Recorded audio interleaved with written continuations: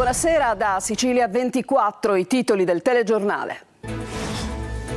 90enne uccisa con un colpo di martello a Borgetto. Nel palermitano arrestato il figlio 60enne disabile accusato di omicidio. Morte di Onorato a Palermo. Le immagini delle telecamere della zona rafforzano l'ipotesi suicidio, ma i familiari ribadiscono lo hanno ucciso. La pista economica in una lettera lasciata all'amico avvocato. Catania, arrestato per incendio doloso il proprietario del bar sul lungomare devastato dalle fiamme ad aprile. In manette un presunto complice, indagata una terza persona. La tragedia di Cianciana non accettava la separazione, la volontà della moglie di tornare in Polonia con i figli, da qui la furia omicida. Sarà interrogato domani l'uomo che ha ferito la donna e i bambini. Migliorano le condizioni dei piccoli. Il tennis, come Elisir di lunga vita, incurante del tempo che passa, Almerinda, 84 anni, catanese, racconta il suo amore per questo sport con il sogno di fare 2 palleggi con Sinner. La Sicilia, interpretata da Carmen Consoli, conquista New York. Il tour della cantantessa tra l'America e l'Europa si concluderà in Sicilia. Calcio, il Catania perde 2-1 sul campo dell'Avellino e dice addio al sogno playoff. Zeoli saluta emozionato. Serie B, dopo l'eliminazione dai playoff il Palermo pensa al futuro, possibile un cambio in panchina, già partito il Totonomi.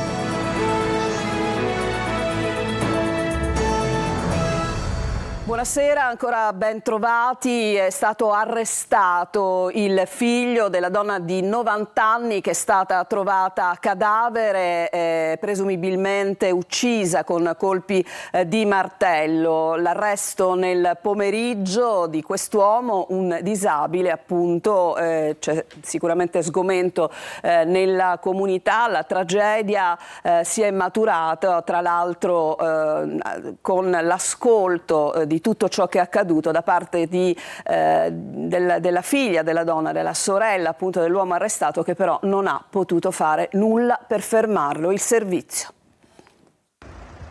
Avrebbe ucciso la madre a martellate, ma è stato subito individuato ed arrestato dai carabinieri dopo neanche mezza giornata di indagini. Ancora un tragico delitto in questo drammatico fine settimana siciliano e ancora una volta è la provincia di Palermo teatro di un altro fatto di sangue maturato questa volta in ambito familiare. È accaduto a Borgetto, paese della provincia, a pochi passi dalla più grande cittadina di Partinico. Maria Benfante, una donna di ben 90 anni, è stata assassinata a colpi di martello in casa, nella villetta fuori paese dove abitava insieme ai figli. Ad ucciderla, secondo la ricostruzione dei carabinieri, sarebbe stato il figlio Maurizio Amoroso, 59 anni, disabile. I sospetti si erano subito concentrati su di lui. Portato in caserma per essere interrogato, poco dopo è stato arrestato su disposizione del magistrato di turno e portato in carcere. Ad accorgersi del delitto sarebbe stata l'altra figlia che abita nella stessa villetta ma al piano superiore. Avrebbe udito le urla della madre e poco dopo avrebbe constatato che la tragedia si era ormai consumata. I carabinieri di Partinico, a cui sono affidate le indagini, dovranno adesso ricostruire cosa abbia fatto scattare la rabbia omicida del figlio Maurizio. Resta ancora un mistero. La moglie di Angelo Onorato, l'imprenditore e politico palermitano, trovato cadavere ieri nella sua auto. Al momento le indagini imboccano la pista del suicidio, complici anche le recenti immagini delle telecamere di videosorveglianza. Ma la famiglia non accetta, non crede a questa cosa e chiede di indagare su una lettera lasciata dalla vittima che spiegherebbe tutto, puntando il dito sui suoi carnefici. Il servizio. Imboccano sempre più la pista del suicidio, in realtà ipotizzato da subito per quanto incredibile, le indagini sulla morte di Angelo Onorato, 54 anni, imprenditore molto noto a Palermo e marito dell'europarlamentare Francesca Donato, ritrovato senza vita a bordo della sua auto parcheggiata nei pressi della zona industriale di via Ugo La Malfa. A rinvenire il cadavere sono state ieri pomeriggio la moglie e la figlia ventenne, che avevano attivato il GPS della vettura e del telefono, visto che dalle 11 l'uomo non rispondeva più. La vittima aveva la camicia sporcata marca di sangue e una fascetta stretta intorno al collo. Anche per questo la famiglia non crede al suicidio. Ad avvalorare però questa tesi ci sono le immagini delle telecamere di videosorveglianza della zona. L'auto era parcheggiata in realtà in un punto morto fra due telecamere, quindi non ci sono immagini del momento del decesso. Si vede però arrivare il SUV di Onorato e non si vede arrivare nessun altro in quella stradina fino al ritrovamento. Il mistero però resta, visto che l'imprenditore aveva affidato ad un avvocato una lettera il cui contenuto non è noto, ma che secondo la famiglia spiegherebbe tutto, puntando il dito sui responsabili. Ora toccherà alla magistratura fare chiarezza attraverso le indagini in corso da parte della squadra mobile. Architetto con la passione per la politica, marito, come avete sentito, dell'eurodeputata Donato, padre di 2 figli. Cerchiamo di capire ancora meglio chi era Angelo Onorato nel ritratto di Luca Ciliberti. Sono tutti increduli. Chi conosceva Angelo Onorato parla di lui come una persona solare, un amico, uno che era felice e lo dimostrava. Lavoro, famiglia, eventi, feste e politica. Una morte misteriosa che sconvolge la Palermo bene. Fino alla sera prima del macabro ritrovamento del suo corpo in auto, Onorato era stato visto a una festa al tennis club di Viale del Fante. Chi ha provato a ricostruire le ultime ore dei suoi spostamenti racconta che l'imprenditore era uscito di casa di mattina come sempre di buon umore, era passato dal cantiere di famiglia facendo battute con i dipendenti e trovato morto alle 3 del pomeriggio dentro la sua auto, sulla parallela dell'autostrada per l'aeroporto. Onorato, 54 anni, era originario proprio di Palermo, dove aveva vissuto e studiato. Figlio di imprenditori, era un architetto titolare di un negozio di arredamento per interni, Casa Arredamenti per la Vita, che aveva di recente ampliato e rinnovato nella sede di Viale Strasburgo.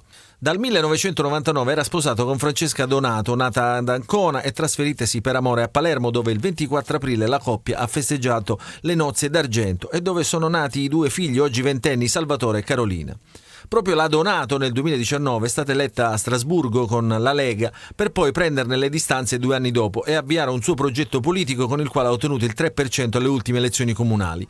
Nel 2022 invece Angelo Onorato si era candidato con la Democrazia Cristiana di Totò Cuffaro alle regionali ottenendo 846 voti che non gli sono bastati per entrare all'Ars. Da inizio 2023 anche la moglie è entrata nella DC, diventandone vicepresidente nazionale e commissario per la Sardegna. Chi li conosceva parla di loro come una famiglia felice e bella. E adesso andiamo a Catania, 2 arresti per l'incendio del bar Lungomare avvenuto nel mese di aprile. In manette è finito tra gli altri il titolare del locale, sarebbe stato lui a innescare il rogo. Sentiamo Tonino De Mana. Sono scivolato sulle fiamme per spegnere l'incendio. La testimonianza del titolare del bar Cioccolato e Caffè sul Lungomare di Catania sin dal primo interrogatorio non aveva convinto gli investigatori. Troppe stranezze, troppi passi falsi, troppe contraddizioni. A distanza di 1 mese e mezzo dal rogo che ha devastato il locale, peraltro chiuso e in fase di ristrutturazione, la polizia ha eseguito 3 provvedimenti cautelari. Si tratta di Alessandro Leone, 42 anni, Antonino Russo, 40 anni e di un 39enne accusati a vario titolo e con differenti profili di responsabilità di incendio doloso, fabbricazione, detenzione e porto in luogo pubblico o aperto al pubblico di congegni micidiali aggravati e favoreggiamento personale. Il provvedimento, eseguito dalla squadra mobile, è scaturito dalle indagini sulle 2 persone rimaste gravemente ferite a seguito dell'incendio avvenuto all'alba del 2 aprile scorso. Nel novembre del 2023 lo stesso esercizio commerciale era stato interessato da un altro incendio sviluppatosi per ragioni allora rimaste non chiarite. L'acquisizione dei filmati, dei sistemi di videosorveglianza della zona e le testimonianze delle persone presenti al momento dell'esplosione hanno definito il quadro indiziario. Leone avrebbe acquistato la benzina, poi si sarebbe incontrato con Russo ed insieme avrebbero utilizzato alcune bottigliette Molotov, determinando l'esplosione che ha danneggiato il locale e l'edificio, ferendo gli stessi autori del raid incendiario. Sull'auto di Leone sarebbero stati trovati 2 imbuti, un rotolone di carta, guanti in lattice, lo scontrino del distributore di carburanti ed un detergente per tessuti. Una terza persona, ausiliario alle dipendenze di una ditta incaricata dei servizi di pulizia dell'ospedale, è indagata invece per favoreggiamento, avendo avvisato Leone della presenza di microspie all'interno del reparto di degenza.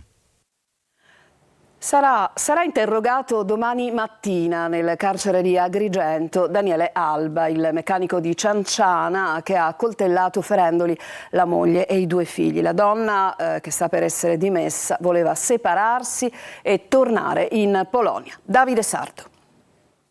Domani mattina nel carcere di Lorenzo ad Agrigento alle 8:30 i magistrati della procura di Sciacca interrogheranno Daniele Alba, il meccanico di Cianciana che giovedì scorso ha accoltellato la moglie e i 2 figli. Qualora non si avvalga come nel primo interrogatorio della facoltà di non rispondere, Alba sarà ascoltato dal giudice per le indagini preliminari del Tribunale Saccense Antonino Cucinella e dal sostituto Brunella Fava, delegata dal procuratore Roberta Buzzolani. E al fianco di Alba si daranno gli avvocati Luca Burge e Maurizio Gaudio.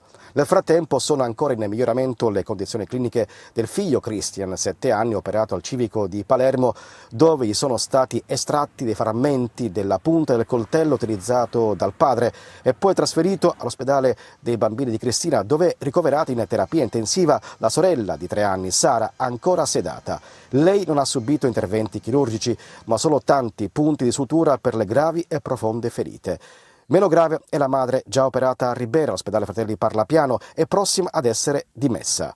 Lei avrebbe voluto separarsi dal marito e rientrare con i suoi figli in Polonia, il suo paese d'origine. Ciò ha scatenato contrasti e dissidi nella coppia fino all'ultima lite sfociata nel sangue. Da terreni agricoli fino alle città la carenza idrica si avverte sempre di più. E intanto la Coldiretti si prepara alla mobilitazione martedì a Palermo. Sentiamo Francesco Aloi. Martedì prossimo si torna in piazza. Qualche giorno di pioggia infatti non ha risolto la siccità in Sicilia, la più grave degli ultimi 50 anni secondo Schifani. Dal governatore la dichiarazione dello stato di emergenza, ma per agricoltori e allevatori non basta. Anche per questo si incontreranno a Palermo. Con il presidio a Palazzo d'Orleans faranno sentire la loro voce. Da Coldiretti la critica alla scelta del presidente della regione di fare arrivare il fieno agli allevatori attraverso le organizzazioni di categoria. Così, dicono, non si possono sfamare subito gli animali. Intanto Schifani ha già dato mandato ai suoi uffici per sbloccare immediatamente i 10 milioni di euro di aiuti. Ma la carenza idrica arriva fino ai rubinetti di casa. Nell'Agrigentino e nel Nisseno la situazione è più critica. E poi c'è chi forse ha trovato un'altra soluzione. L'idea arriva dal deputato Ars di Fratelli d'Italia Catania, che propone la stimolazione artificiale delle piogge. Ma i campi restano bruciati dalla siccità e l'estate deve ancora arrivare. C'erano anche vasche in Eternit nella maxi discarica a cielo aperto che è stata scoperta e sequestrata a Catania, a 2 passi dall'aeroporto. Sentiamo. Le immagini sono eloquenti. Vasche in Eternit, mobili fatti a pezzi e abbandonati, migliaia di scatole che inizialmente contenevano verosimilmente materiale per l'edilizia e poi sacchi in cemento, materiale di risulta e l'immancabile spazzatura gettata lì da chi si è sentito autorizzato perché di fronte si è trovata una vera e propria discarica a cielo aperto. Stamattina la polizia commerciale del comune di Catania, guidata dal commissario Filippo Sigali, è intervenuta in via San Giuseppe l'Arena, nella zona sud della città, dopo diverse segnalazioni di cittadini estenuati che da tempo chiedono l'utilizzo delle telecamere in tutta la zona contro gli zozzoni. L'area in questione è stata sottoposta a sequestro, si trova a pochi passi dall'aeroporto Fontanarossa. Sulla stessa strada insistono numerosi parcheggi e autonoleggi ad uso di migliaia di viaggiatori che ogni giorno transitano da quelle parti, turisti compresi. Non c'è che dire, un'altra bella ed edificante cartolina di Catania e dei suoi abitanti. Adesso ci fermiamo, c'è una breve pausa, torniamo tra poco, vi presenteremo Almerida, una tennista innamorata di questo sport da sempre. A tra poco.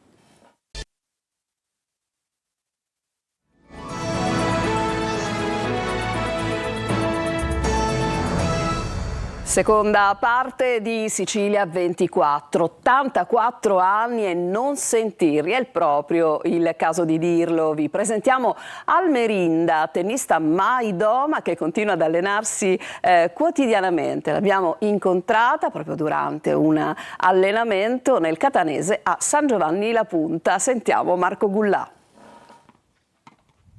Cibo sano, tenacia e tanto ma tanto sport, quindi tennis. Lei è Almerinda, 84 anni solo per la carta d'identità, perché questa frizzante tennista è uno spot per il benessere. Qui siamo a San Giovanni La Punta, in provincia di Catania, e Almerinda, assieme al suo maestro, prosegue gli allenamenti in vista dei prossimi impegni. Lei è il tennis, un amore di vecchia data. Il mio legame col tennis è nato esattamente appena usciti dalla guerra del 40, quindi avevo visto delle persone giocare sul lungomare di Napoli e mi sono innamorata allora di questo sport e ho fatto del tutto per iniziare. Da allora effettivamente non l'ho più lasciato.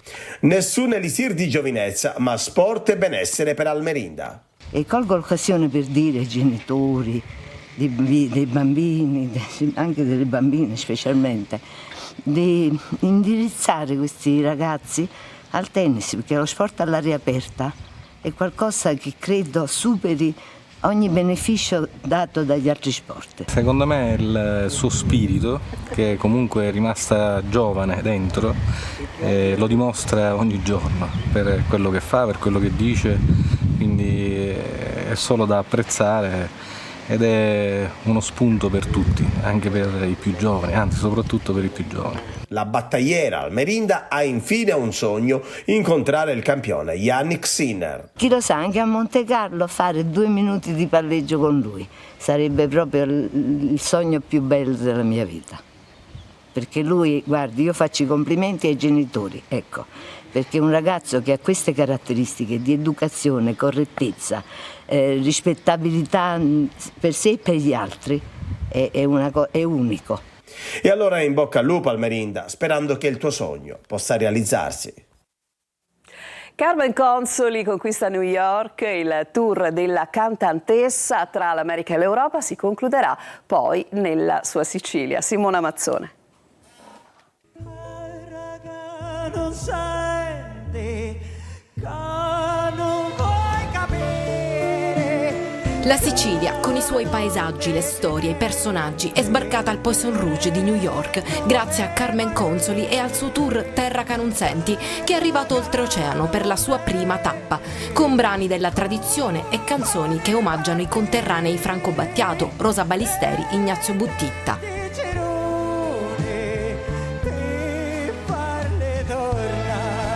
La cantantessa catanese, dopo alcune date in giro per l'America tra San Francisco, Los Angeles, Miami e una tappa in Canada, tornerà in Europa, in Spagna, in Italia con un evento a Pompei e poi in Sicilia, nella sua amata terra, l'8 agosto a Milazzo, il 9 a Finale di Pollina nel Palermitano, il 10 agosto a Marina di Monica e l'11 nell'area archeologica di Morgantina.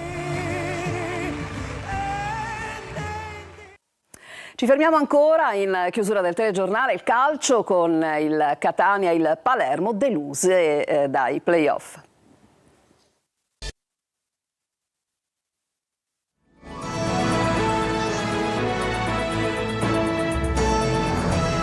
Il Catania ferma la corsa nei play-off di Serie C, si impone l'Avellino che ha ribaltato ieri il match dopo il vantaggio rosso-azzurro iniziale segnato dal solito Cianci, ma sentiamo Marco Carli. Il sogno, come l'aveva chiamato Zeoli, è finito, con tanto rammarico. La speranza di giocarsi fino in fondo la promozione in Serie B, nonostante una stagione pesante, seppur impreziosita dalla Coppa Italia, si spegne per il Catania al minuto numero 83, quando D'Ausilio manda in rete la sassata del 2-1, che riconsegna la qualificazione all'Avellino e la strappa ai rossazzurri, che erano andati anche in vantaggio, alimentando le ambizioni proprie dei tifosi. Castellini e compagni praticamente perfetti per un tempo il primo, li ringrazia Zeoli alla fine, poi si commuove congedandosi dal gruppo. Io adesso sono orgoglioso perché ho scelto da che parte stare, questi colori ormai ce li ho dentro e niente, buona serata a tutti. Zeoli non snatura la squadra, che aveva fatto bene fin dalla partita col Benevento, semplicemente inserisce Ndoi al posto del febbricitante indisponibile Zammarini. Proprio il numero 6 dei rossazzurri trova il cross vincente nella fase iniziale della prima frazione. Cianci anticipa difesa e portiere, fa 1-0. In quel momento il Catania è avanti di 2 gol nel doppio confronto, ma soprattutto interpreta al meglio tutti i primi 45 minuti, imbrigliando il tridente irpino formato da Gori, Patierno e Sgarbi. Nella ripresa però l'Avellino può inserire forze fresche, il Catania invece, quello che ha in casa fra alcuni giocatori non al meglio fisicamente e atleticamente. I pericoli arrivano dalle fasce e si concretizzano subito. Furlan smanaccia un cross deviato, la palla arriva a Liotti che di destro manda all'incrocio. 1-1. Il Catania soffre ma regge fino all'83esimo, quando D'Ausilio spegne il sogno. In casa rossazzurra si deve adesso guardare al futuro. E adesso invece in casa del Palermo, eliminato, lo ricordiamo, dai play-off, che adesso pensa al futuro, al nuovo allenatore, ad altri cambi nella dirigenza. Il servizio. Rivoluzione Palermo, tanti gli aspetti da rivedere dopo l'eliminazione dei play-off, a partire dall'allenatore che non sembra aver dato le garanzie richieste. Sarebbe infatti Paolo Zanetti uno dei papabili per ereditare il posto di Mignani dopo la fine di una stagione tarata verso l'alto ma conclusa malamente.